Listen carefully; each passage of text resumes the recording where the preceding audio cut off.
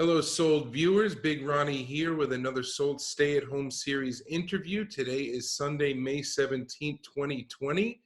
We are locked down and talking with some of your favorite artists to show you how they are doing behind the scenes, in their studios, in their homes, driving their spouses crazy, being driven by crazy, all that stuff. We want to know about it. We want to talk to them. And here we are. In addition to knowing and talking with them, we also want to support artists during this time because when we come out of this, we're going to need it. So please go to your favorite artists' shops and stores, support them online, go for a commission if you can. Really just, spend a little bit of your money supporting the hobby and the scene and everything like that. The artists will appreciate it. We're happy to hear that so many are doing well and working and making money during this time. But, not everybody is, and we'd like to keep it moving. So with that, let's talk to our guest today, Mr. Justin Suarez. How are you? I'm doing well. Thank you for having me. How are you? Let's first start with where you are. I am currently in Rochester, New York, at home, as I have been quite a bit lately. Now, your art, as our viewers know, is nature inspired, animals, flowers, as we can see behind you there. Why don't you tell us a little bit about where that came from? Yeah, so, well, I have gravitated towards painting animals and flora and fauna for most of my life, but it took me a while to kind of figure out where that came from. But growing up on a family farm in upstate New York outside of Albany, I did move away from the farm pretty early when I was 16. So even though that farm life wasn't for me, the influences of being around wildlife and nature definitely impacted me quite a bit and turned into the work that I do. Now, stepping off the animals for a second, I didn't actually mean stepping off animals. I put that weird. Sorry. You started in art with a graph focus, 2001-ish, yes? Yeah. I mean, I started writing my name all over things that didn't belong to me, and yeah, chose quite a name for that as well. What was the first tag? It was Prvrt, and that stuck around for close to 20 years. Yep. But earlier this year, I decided to sort of let that name go. Yeah, we could talk more about that if you want, but. Sure. Yeah, I mean, I get it. I mean, I remember seeing your work on the street and saying that it was an evocative name, but it really didn't go with the work. Yeah, I mean, when I chose the name, it was a very different part of my life, and I was 17, and it seemed like it was something that would get attention, and I liked the idea that it would piss people off. And then I want to say within the first year that I was doing graffiti, I became aware of stencil art and street art that was being done by Stain and Scout, two artists that were living in Hudson, New York at the time. And we're doing a lot of stencil art in Albany in bad neighborhoods that involved basically painting on pieces of plywood and then going and installing those up onto buildings, like abandoned buildings or abandoned houses, boarded up windows. And instead of people hating the fact that there was tags and graffiti, they were like, we love this. And so at that point, I started to realize that instead of having my work at the time die and not survive, if I made something that even involved imagery, then people grasped onto it in a different way. And it was also not seen as graffiti, which furthered the lessening of risks as well as just having the work survive, which was important to me. Your work, along with I'm sure you're familiar with the artist Roa. Yeah. I think your and his and a little bit of Sunny Sundancer also, but your animals are just, you may as well just take a picture of nature. They're so lifelike. They're so realistic. Is that really what you're shooting for? Are we going for an exact representation of the species because of your animal knowledge? I think it kind of goes back and forth, and I've had this discussion with a very close artist friend of mine many times, actually, because like you've probably seen my work transition quite a bit over the past few years from like a very stencil-ish style to now pushing towards realism. And I like this idea of like what is realism and what is photorealism, and sort of like bottom line, like what is just painting. And so I think that sometimes my work like reaches towards photorealism, and I definitely would think of myself as a realist painter. But I also think that like part of my process oftentimes results in like slightly anthropomorphizing the, the animals that I'm painting. And I see that more than anything with the owls that I do, because they have like very expressive faces, and those expressions are very easy to like push a little bit towards like making something that just looks like it's got its eyes open to looking like it has an expression that people can recognize in it, which is like appealing to the viewer because they connect with it more. But that definitely like pushes away from any sort of like actual realism. It's an interesting topic. Are you tied to any one medium? Because we've already talked about several between stencils and graffiti and paint. And what are you, do you feel like that's your space, or are we looking for something else? Are we playing with something new? Well, the piece that is behind me is a mural in my dining room that I've been working on. It is all brush paint, and I have over the past like year and a half or so, I've started doing a lot of brush painting. Um, I think that, you know, when I'm outside and when I'm painting on a wall that's big enough to justify it, spray paint is always what I want to be using. Um, and stencils for the longest time were like, I was so tied to stencils. The limitations of stencils and the detail that you could achieve within those, as well as the amount of time that you put into like producing the stencils themselves, was not only what initially took me away from using stencils to paint like large scale murals, but eventually like has started to push me towards brush painting, I feel, because there's just like such a level of detail that you can get with brush paint on a smaller scale that once you, I want to say like for me personally, once you're outside of the realm of like 4 feet square, like spray paint just becomes very cumbersome. And I have started to fuck with a lot of stencil caps, and the tiny pink stencil cap feels like an airbrush in your hand, which is amazing. And I would love to start exploring that more. But I'm also really enjoying like learning about brush painting, which was something that I kind of like pushed myself away from when I started to get more centered around spray paint. Like graffiti and everything is all about like only cans, no tape, no cardboard, but there's so many tools, and to be able to like to use those tools and maximize what your end result is going to be is incredible.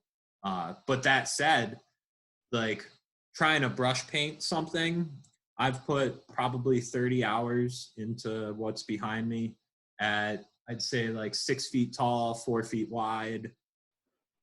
I could spray paint a mural 3 times that size in a day. I mean, 4 or 5 times that size, maybe.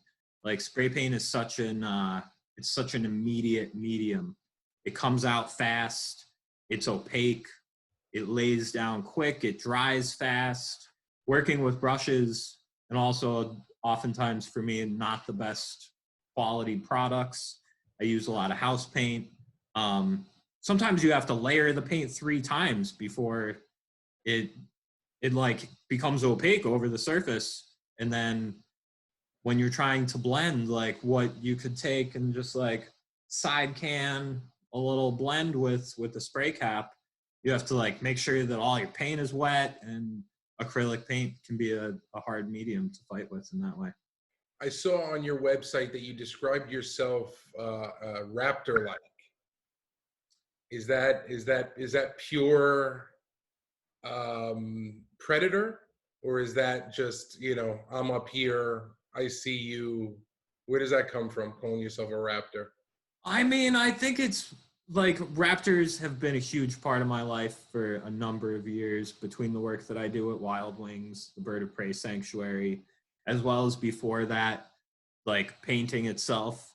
And I think more than anything, like I approach my work with like a lot of thought behind it. I'm very strategic in like the steps that I make and the method that I work in. So I really think things through in terms of like, I'm going to put down this color and then I'm going to follow up with that. I'm going to get this area filled in, then I'm going to start to push and pull. So I guess it's more about like the precision of the attack versus being like predatory, or definitely not thinking of myself as like soaring above others. Like, Now, as someone who's comfortable out there painting big walls, and you've gone pretty big, how are you dealing with the lockdown now? Obviously, I'm sure you have some things that are keeping you busy, but you don't have the opportunity to paint like you used to right now. yeah, so one of the things about Rochester that I love most, and what initially brought me to this city, is that not only are there a lot of other artists who practice and spray paint, but our city has a few different spots that I like to refer to as highly tolerated. So we have some places that we can go and paint that like police and everybody in the city know that this is where we go and paint, and they let us go and do that. And as a result, Rochester is relatively clean when it comes to graffiti. But yeah, so I've been going pretty often to a local spot here that's called the Cobbs Hill Reservoir, that we refer to as the Watertowers. And I've been meeting up with about 4 of my friends who we sort of have tried to make this agreement that during this time, painting is going to be maybe the only thing that keeps us all happy and sane. And so we figured if this small group of us will regularly convene together and try and keep social distancing during that time, then we can sort of maintain our ability to have some sanity and be able to have a creative outlet. And so, yeah, we go to these water towers at Cobbs Hill at least once a week now. And these are like big ground level water towers. So there's a quick background. There's like a local reservoir, and then a few hundred yards away in the woods, there's 2 enormous water towers that take a few minutes to walk around. That's how large they are. They were a backflush system for the reservoir in case it overflowed.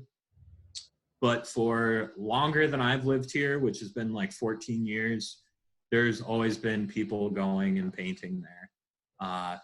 So it's it's like slightly secluded, and not everybody in the city knows about it, but a lot of people do know of it as like an outdoor gallery. So they go there to see the work change.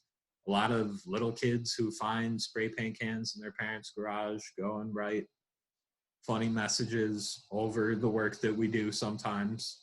But yeah, it's in the middle of the woods. There's a lot of sun. It's quiet. It's beautiful, and we're sort of allowed to paint. So that's where I've been spending a lot of time when it's nice out. What do you hope is going to come out of this, good, bad, for the art scene? I mean, I think my personal thoughts and hopes are that people are going to be so hungry not only to be outside, but to be in different places and to soak up the culture that we've been missing outside of television. So I think that there's going to be a huge resurgence in restaurants and places that are going to be so packed because everybody wants to be out. And there's like restaurants that have halted mid-construction and this is like a long picture down the road, because I don't think that we by any means are ready to be there yet, but people are going to want the food and the culture, and supporting art is a part of that. I mean, for myself, like doing work in restaurants and public event spaces and stuff like that has become a big part of what makes my yearly earnings. And we all want that stuff again. We really want to be we want to be outside with friends. We want to be at the concert venues. We want to be doing these things. And if anything, I think that artists who do what I do maybe can get back to it a little sooner, because we are singular people that can be out there working alone. So I'm hoping that I get to see some bigger walls in my future soon. You mentioned your income. How are you handling all of this financially? Are you still seeing sales? Are you in touch with clients for commissions? Are you doing anything professionally? Yeah, I've done I've done a couple small indoor commission jobs recently, which are for spaces that are mid-construction. So they were able to give me the entire space to myself. I have not been trying to offer commissions, put out t-shirts, etc. I've seen a lot of other artists do it, and I think that that's great. But for myself personally, it doesn't seem like the right time to be asking people to help support me monetarily when so many people are out of work and furloughed. But also, one of the things that I do outside of painting murals is from roughly December until typically the middle of May or the beginning of June, I work for the city of Rochester, and I run a youth mural arts program called Rock Paint Division. So we typically, like this season, I had 14 kids. I work with 2 other adult artists, Brittany Williams and Sarah Rutherford, who run the program with me. And then we have 14 youth who go to local city schools and are all hired as city employees. They get interviewed, drug tested, and then they get paid for the work that we do. And typically we would be painting murals inside of local rec centers and libraries. And all of that is great for us, because as mural artists, we can paint inside and get paid during a time when we would not have income regularly coming in that much. So our shift very quickly focused when lockdown initiated. We proposed a plan to our supervisors to have our team do remote working, which has actually gone great. So far, we put out a coloring book, which had illustrations from all 14 of our youth workers, as well as the 3 of us who run the program.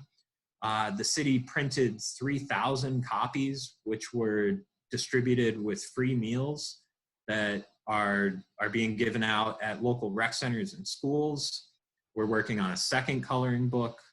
We are about to print a quarantine cookbook, which involves like all of our kids came up with recipes of stuff that they can make with stuff you find at home. My favorite of which involves like taking 5 different condiments and squirting them in your mouth. And then it says swish real good. It's called Mayo Mayhem. Let's stay on food for a second. What kind of food are you cooking at home? Has this made you a better cook or a worse cook? I do enjoy cooking, actually. So I've gone to Costco twice since lockdown started. I do have a freezer in the basement, so I filled that up with meat, vegetables. I've had a pretty varied diet. I'm definitely a carnivore, but yeah, I mean, I'm cooking on the daily and not stressing about that, but there's a few restaurants in town here that I would really die to go eat at anytime and just have like food served to me. That's what cuisine are you missing the most? I mean, honestly, like just Easy stuff like burgers. I haven't made any burgers, and there's this one restaurant called Good Luck that has a burger that's enormous, and you usually split it with somebody else. It's a very different type of burger, and yeah, that's something that I can't make at home. So it's something that I miss. Well, Justin, I really appreciate your time today. It was a pretty quick 20 minutes, and before we wrap things up, I want to talk a little bit about what you said earlier about not wanting to, this not possibly not being the right time for to ask people to support you. We've got to remember that a lot of artists are out of, and I'm not trying to change your mind, but I think the point that I want to make is that a lot of artists are out of work now too. And you know, if we were to snap our fingers and take all of the art out of our lives, the music, the film, the design, and things like that, the world would be a very, very dark and dreary place. So, frankly, I think the tough times are where we need to support the art, and I would definitely urge you to consider, you know, releasing something or putting something out now, not necessarily COVID related. I'm not asking for a spray painted owl on a mask or anything cheesy like that, but you know, something in your realm that you know think that might be okay aesthetically to put out now. Yeah, I'm definitely with that, and I think that there is going to be a time for it. Um, but with the rush of like people saying that they needed that support, for me personally, I did well last year with my mural work, and I was able to squirrel away some money. And when all of this stuff finally started to go down, and I wasn't sure if I was going to be able to remote work for the city. Um, but I did know that I could make it a few months. And so that made me feel like I should do that and not ask for help, I guess, rather than while I'm in a position where I could like survive for a little while. The people who really need the support out there, like hopefully they are getting it. And like I said, I don't fault anyone for doing that, but it was a personal choice. And I mean, what I really want to be doing, period, is painting murals outside. So I'm still doing that, even if I'm not getting paid for it right now. So, what would be? Let's brainstorm for a quick second. What would be some other ways to support artists during this time that weren't directly product related? I mean, as a mural artist, like I had so many clients when lockdown started. Like typically for me, that first warm week of the spring or those first few warm days are when the emails start to come in, the phone starts to ring, and it's like people remember that they want art outside because they're going outside again. Um, so I had a good amount of inquiries and quoted a lot of jobs and was looking at like a great season coming up. And all at once, when people couldn't go to work anymore, all these clients, some of which are like corporations or larger companies locally or in different cities, they all just said like, no, we're going to stop because we're not making money. So we don't want to spend money right now. So being able to follow through and at least like sign that contract, place that deposit so that we can get to the design stage of things and be able to say that like now when things are opened, now we can do this job rather than try and just like start over from scratch again on projects that like large murals can take 3 to 6 months or more for these processes to come together. And yeah, being able to still continue with that to the point where we're like, okay, now we can do these projects. But for me personally, like most of these things have just come to a standstill. So being able to see that follow through, we all know that this won't last forever. So yeah, I know some businesses won't survive, but those businesses that know that they will, like, yeah, should keep keep following through. So save money and keep the sales process going. Yeah. I mean, it's really good advice, because everybody is sitting in their house saying, what am I going to do? What's my next step? Because my last step may not be available anymore. So I think this is a really good time to think about who you've worked with, who you would like to work with again, even on the customer front or the collaborative front, festivals, murals, any artist listening, now's the time to really make a list of the people to reach out to and start planning for when the world returns back to normal, because it will. Yep. And when you see me start to put out t-shirts and prints and stuff like that, that is when you will know that I do need that support desperately. Well, there you have it from Justin Suarez. Justin, we appreciate your time today. It was really nice catching up with you. I haven't met you face to face, and while this isn't a 100% acceptable substitute for that, it was very nice to chat with you today, and I hope to be able to give you a handshake someday and say hello. Absolutely. I can't wait to get back down to Brooklyn and do some painting again this year. Hopefully it happens this year, but thank you for having me. Very welcome. And before we go, I just want to remind our viewers to support Sold Magazine as well. We are volunteers here and putting it all together, and would love your support. Please take a look at our Patreon site, patreon.com/Sold Magazine. Justin, before we let you go, give everybody your Instagram handle and website. My Instagram handle is Aerosol Kingdom, and my website is aerosolkingdom.com. Thanks, man. We are sold out with Justin Suarez. Have a great day, man.